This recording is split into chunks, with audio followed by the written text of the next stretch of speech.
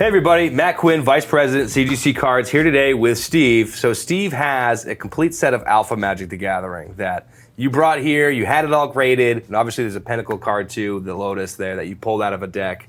So Steve, let's just go through just a little bit of Magic the Gathering, what it means to you. So like, when did you get started in Magic the Gathering? Yeah, I mean, this is something I've been into for a very long time. When I was in high school back in like 1995, 96, 97, I was playing with a group of people called the Adventurers Guild. I was the president of, we played Dungeons & Dragons, we played Magic the Gathering, a couple other games, and I was playing Stronghold Tempest around that time, and I still have all those original cards all beat up from playing, and now it's got into again with modern Magic and started collecting all the original Alpha, Beta, Unlimited sets. When I think of Magic, it just Magic the Gathering, when I think of how it means to the hobby, I think there's a lot of people that like Pokemon, a lot of people like Magic, but Magic was the game that started it all.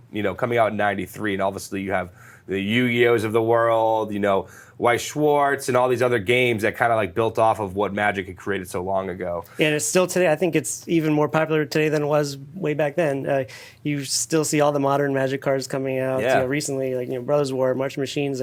People are playing it. You have Commander, and you have Oathbreaker, all these other game forms. But it's still been consistent. You still have the same cards in the back. They all still play together very well. I mean, it's just a really fun game. It's not going to go anywhere when you get into it. No, and they have the Universes Beyond sets. They did the Lord of the Rings thing. Yes. So obviously that one ring that Post Malone ended up getting. I went down that rabbit hole too. I had cases of Lord of the Rings. Looking for that ring. Yeah, no, I did get the other Soul Rings, the Elven, the Dwarven, and Human. The serialized ones, yeah, got them graded here. Yep. But of course, the one ring is with Post Malone now. So. Oh yeah, exactly.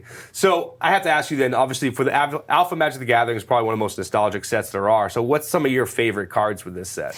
Yeah, well, these the Lord of the Pit is one of my favorites, and this one just because of how rare it is to get a 10. Sure. I like black is my favorite color. Yep. So I like the cards from the black. So another one from there is really love Royal Assassin. Oh, yeah. I mean, this is just a nasty card. Tap to destroy a creature. It's just brutal. Yeah, it's amazing. One of my favorites for sure. And I also really liked red would be my backup set. I would play a lot. Yeah. Shivan Dragon is probably the staple. Super iconic card. I mean, a Shivan Dragon is I remember when I was in 6th grade when Revised came out, if you had a Shivan Dragon, that was your Charizard, for the Pokemon guys, Shivan Dragon was the big creature. Yeah, what about you? What's your favorite cards that you play too? Like I said, so I like big creatures, so obviously Force of Nature is my guy. This is from your set, a nice mint plus 9/5.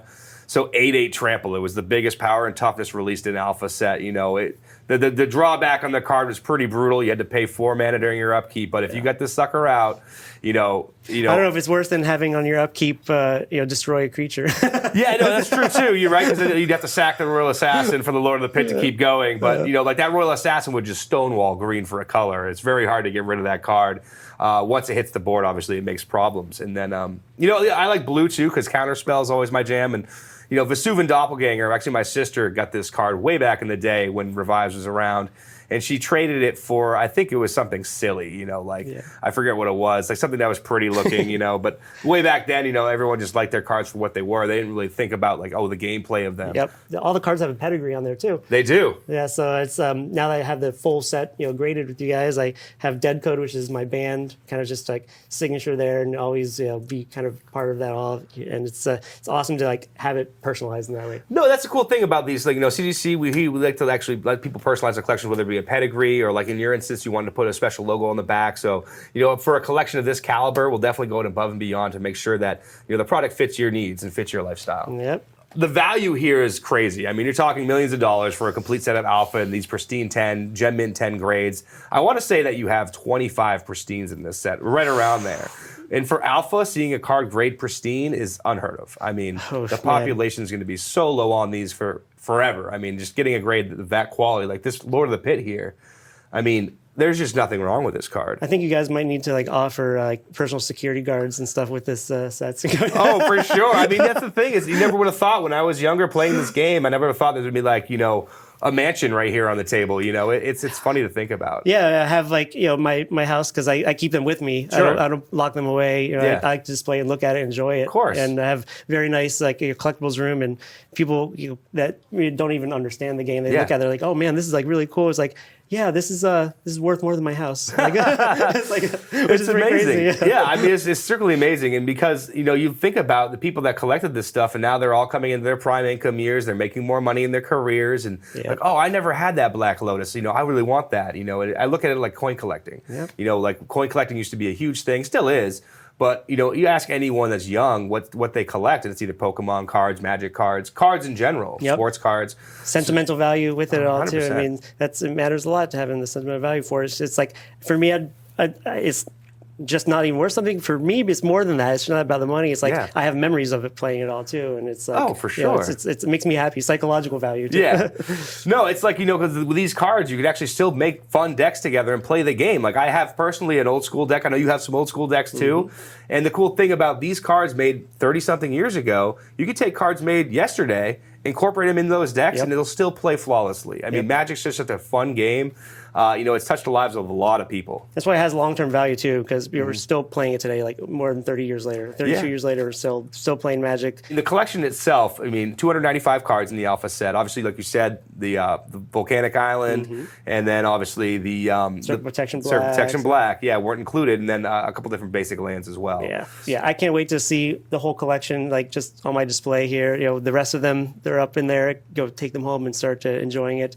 Luckily, it's the weekend, so I could spend a day and have a cup of coffee and just take it. Can't play with these though. It'll be a very cumbersome deck. But these are the cards that are just part of like my collection forever, and they're going to be appreciated definitely for my life and generations to come. Amazing collection, and just seeing this card here, obviously the one that you pulled out of a deck, in part of it, and now that the entire collection's in here, it's just stunning. I love the new labels on there too. I have, I'm a comic book collector too. Sure. I got tons of, CGC to do all you guys top for comic book grading, and having the labels here right for the cards and what you did. I mean, that gold is like, it's so nice, and it's just like looks great. I mean, the cases are awesome. It makes the hobby a joy to have it done. So I'm glad I got to do all of them there and get the whole Alpha set. What was next? It was fun too. A treat for our graders too, because these were all crossovers too, except for the ones we pulled, obviously. But these were all in a competitor holder that we looked at, evaluated through our crossover service, and then basically assigned the grades what we felt merited the grade. So, seeing these all cracked out of the competitors, put into the CGC cases, it's a cool experience. Something other collectors are doing as well. We're seeing a lot of cards come in from our competitors. We look at them, we say, okay, we'll put them in our nice, beautiful, clean cases. And put a pedigree on it too, so you can personalize it all. Exactly. Now it's truly mine. For it, it's awesome to have that, like a little signature for the either provenance over time and pedigree for that. Steve, I want to thank you for coming down, obviously bringing this big crossover submission of Alpha, a complete set to CGC headquarters to get them traded. I mean, it was impressive. All of our guys geeked out with these cards. I mean, they're so nice, such high quality, and just seeing a set like this really makes us really excited here at CGC. But like I said, really appreciate it. Thank you, man. Beautiful cards, man. Submit today at cgccards.com and follow us on our social media channels at CGC Cards.